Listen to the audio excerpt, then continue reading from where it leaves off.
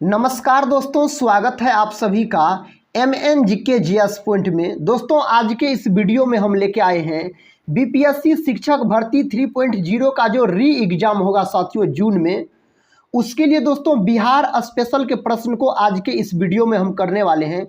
बिहार से संबंधित हिस्ट्री हो, पॉलिटी हो, ज्योग्राफी हो, इकोनॉमिक्स हो, सभी के दोस्तों मिक्स प्रश्न आज के इस वीडियो में आपको मिलेंगे बीपीएससी शिक्षक भर्ती एग्जाम के लिए।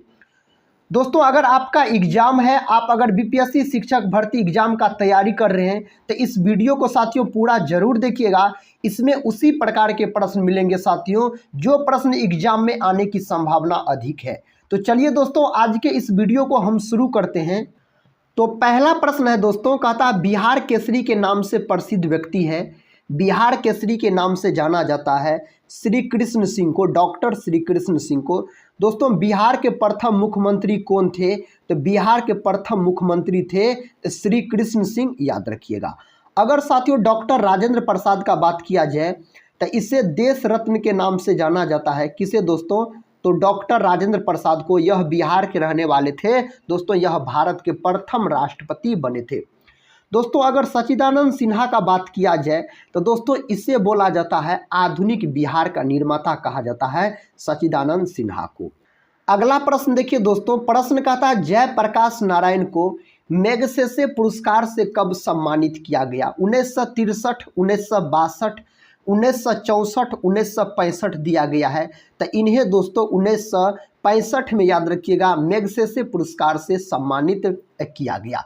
अगर जयप्रकाश नारायण का बात किया जाए तो साथियों इन्हें लोकनायक के नाम से जाना जाता है। किस नाम से जाना जाता है? तो लोकनायक के नाम से जाना जाता है। किसको? तो जयप्रकाश नारायण को, याद रखिएगा। दोस्तों संपूर्ण क्रांति का नेतृत्व किसने किया? तो जयप्रकाश नारायण ने किया। इसका जन्म दोस्तों कहाँ हुआ था? तो सारण जिला में हुआ था इसका जन्म, याद रखिएगा। अगले प्रश्न की ओर बढ़ते हैं। देखिए साथियों अगला प्रश्न कहता भारत की संविधान सभा का प्रथम अस्थायी अध्यक्ष किसे बनाया गया? किसको बनाया गया? 4 विकल्प आपको दिया गया है। तो ऑप्शन बी साथियों हो जाएगा डॉक्टर सच्चिदानंद सिन्हा को बनाया गया था। भारत की संविधान सभा का प्रथम अस्थायी अध्यक्ष बनाया गया था। इन्हें कब बनाया गया था? तो 9 दिसंबर दोस्तों 1946 को बनाया गया था। कब बनाया गया था? तो 9 दिसंबर 1946 को बनाया गया था। दोस्तों याद रखिएगा 11 दिसंबर 1946 को संविधान सभा का अस्थायी अध्यक्ष किसे बनाया गया? तो डॉक्टर राजेंद्र प्रसाद को बनाया गया था। साथियों किसको बनाया गया था? डॉक्टर राजेंद्र प्रसाद को। अगर दोस्तों अनुग्रह नारायण का बात किया जाए, अगर दोस्तों इसका बात किया जाए तो इसे किस नाम से जाना जाता है? तो इसे जाना जाता है साथियों बिहार विभूति के नाम से जाना जाता है। अगला प्रश्न देखिए, अगला प्रश्न ये रहा। प्रश्न कहता बिहार विभूति के नाम से प्रसिद्ध व्यक्ति है। साथियों बिहार विभूति के नाम से प्रसिद्ध व्यक्ति कौन हो जाएगा? तो अनुग्रह नारायण सिंह हो जाएगा। ऑप्शन ए में दिया गया है इस प्रश्न का सही जवाब।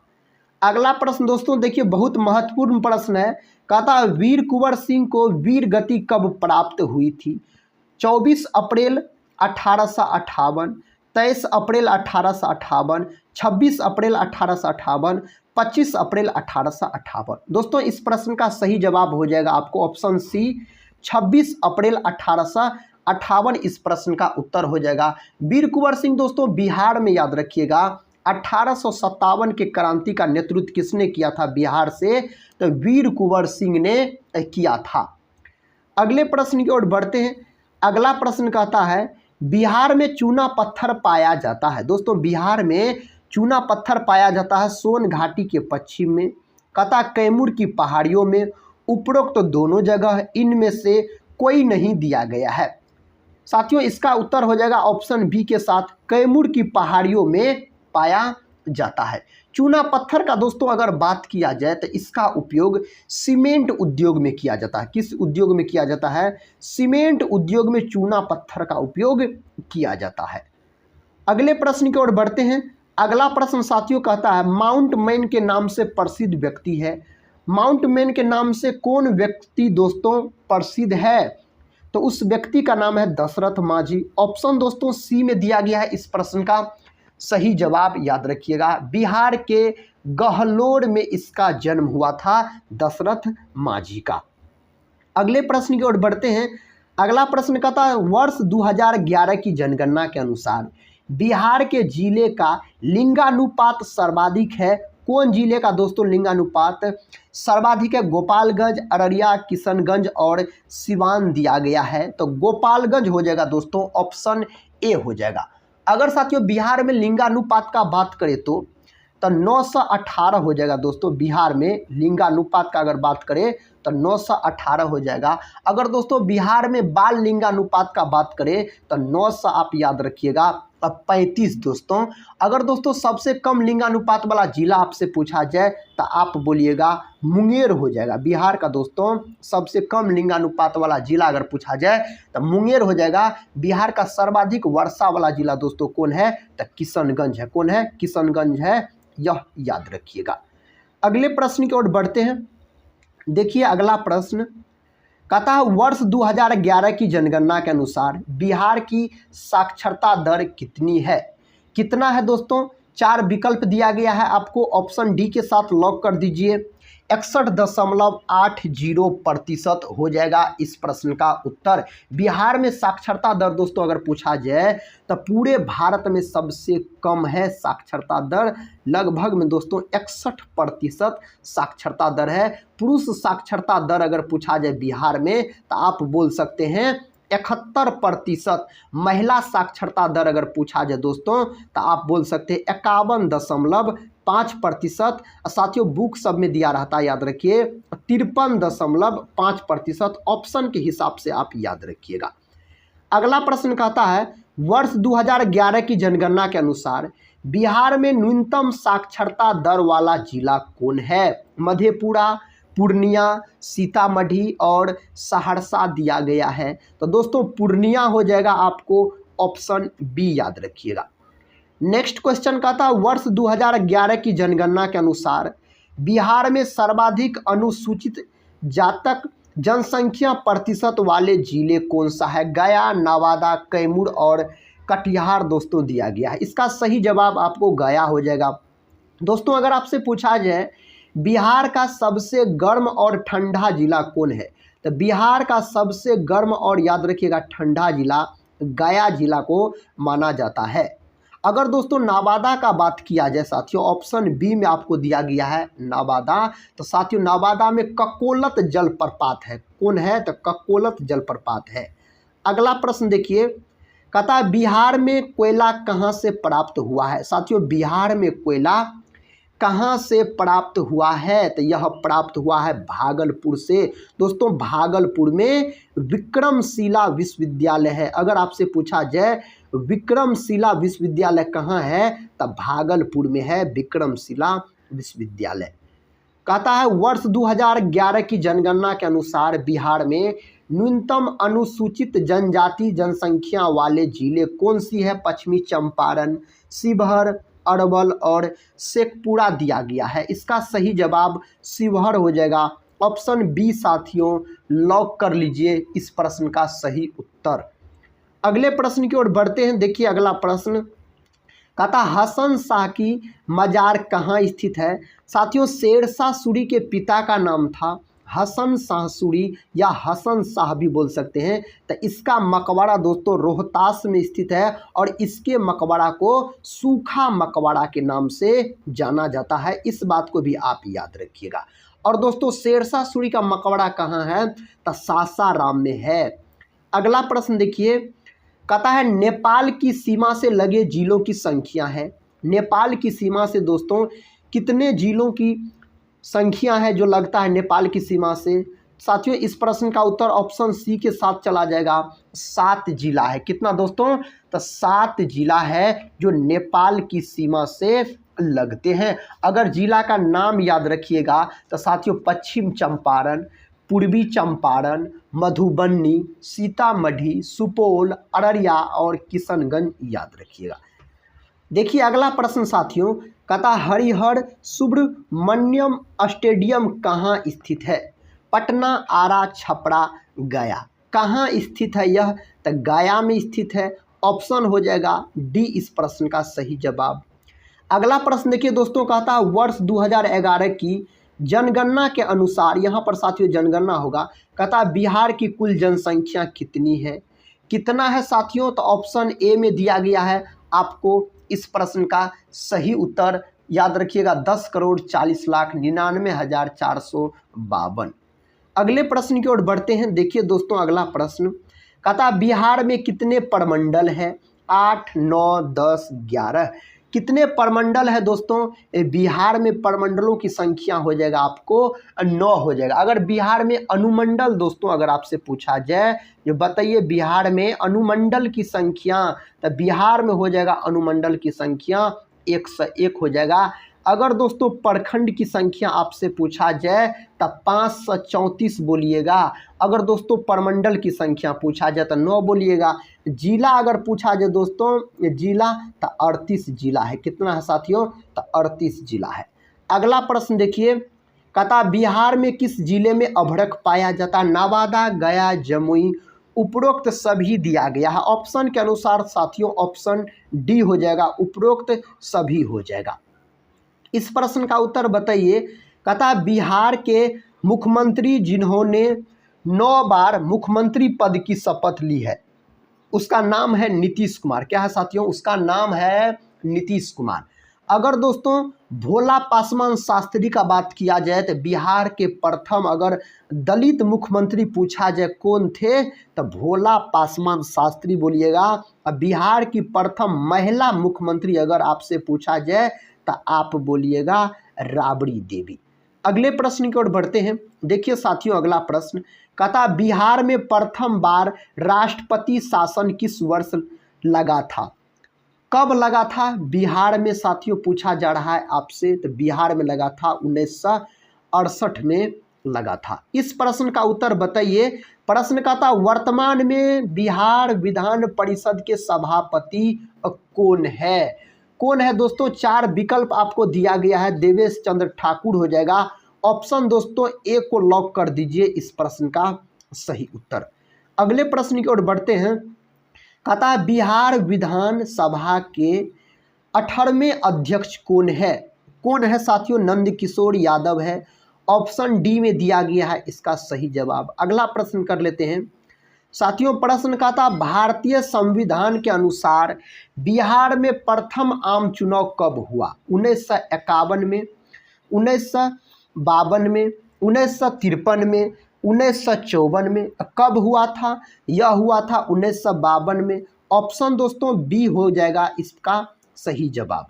अगला प्रश्न कर लेते हैं। देखिए अगला प्रश्न कहता स्वतंत्रता के पूर्व वर्ष 1912 में बिहार के गठन के पश्चात बिहार के पहले गवर्नर कौन बने थे? कौन बने थे दोस्तों? तो ऑप्शन ए को लॉक कर दीजिए, सर चार्ल्स स्टुअर्ट बेली हो जाएगा इस प्रश्न का उत्तर।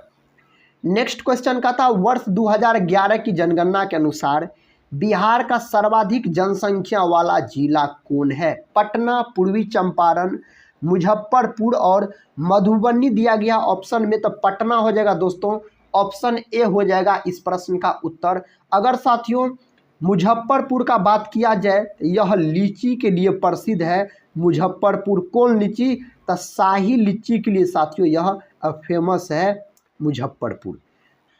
अगला प्रश्न कहता है हाल ही में कहता मिस यूनिवर्स 2023 का ताज किसे पहनाया गया, जो कहता निकारागुआ का प्रतिनिधित्व कर रही थी?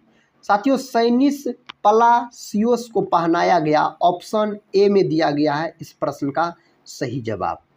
अगला प्रश्न का था हाल ही में बिहार का विश्व प्रसिद्ध सोनपुर मेला का शुभारंभ हुआ। तो 25 नवंबर 2023 को हुआ। विश्व का सबसे बड़ा पशुओं का मेला पूछा जाए तो बोलिएगा सोनपुर मेला, जो कि साथियों बिहार में यह मेला लगता है।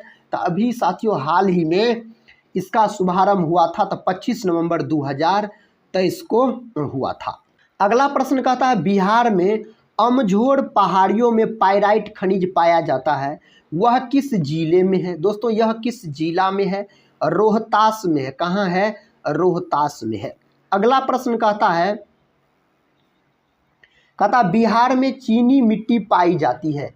बिहार में दोस्तों चीनी मिट्टी पाई जाती है भागलपुर, मुंगेर, बांका, उपरोक्त सभी जगह। तो दोस्तों ऑप्शन के अनुसार ऑप्शन डी सही हो जाएगा, उपरोक्त सभी जगह।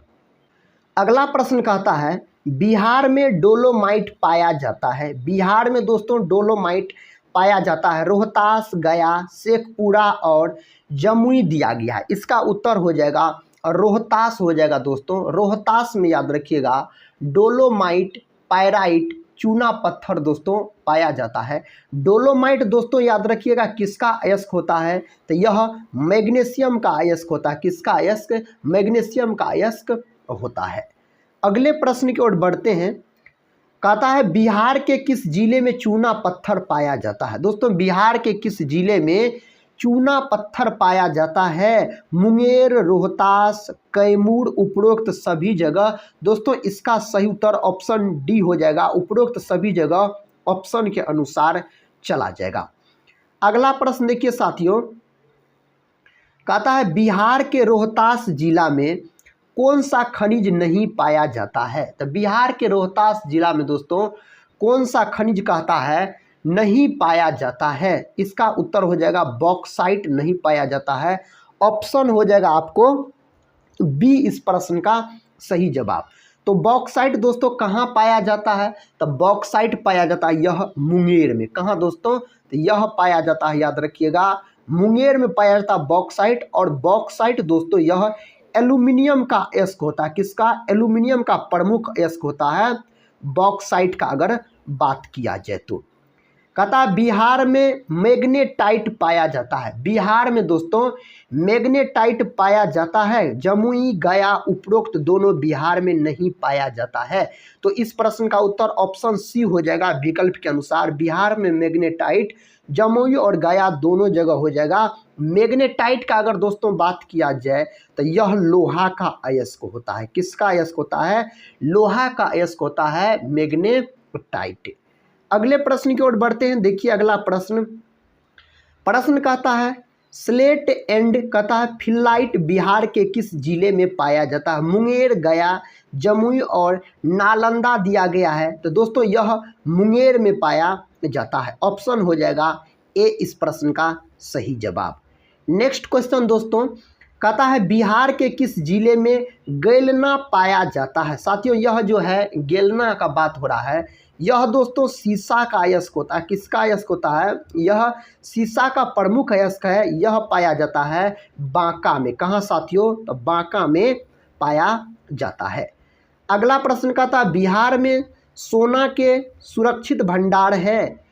बिहार में सोना के सुरक्षित भंडार है। ऑप्शन दोस्तों सी इस प्रश्न का उत्तर हो जाएगा विकल्प के अनुसार। जमुई में और पश्चिम चंपारण दोनों हो जाएगा इस प्रश्न का सही उत्तर। सोना का सर्वाधिक भंडारण दोस्तों जमुई याद रखिएगा, और मुंगेर और पश्चिम चंपारण तीनों हो जाएगा। अगला प्रश्न देखिए कहता है भारत का एकमात्र पाइराइट उत्पादक राज्य है। भारत का एकमात्र कहता है पाइराइट उत्पादक राज्य कौन है? तो बिहार है। कौन है दोस्तों?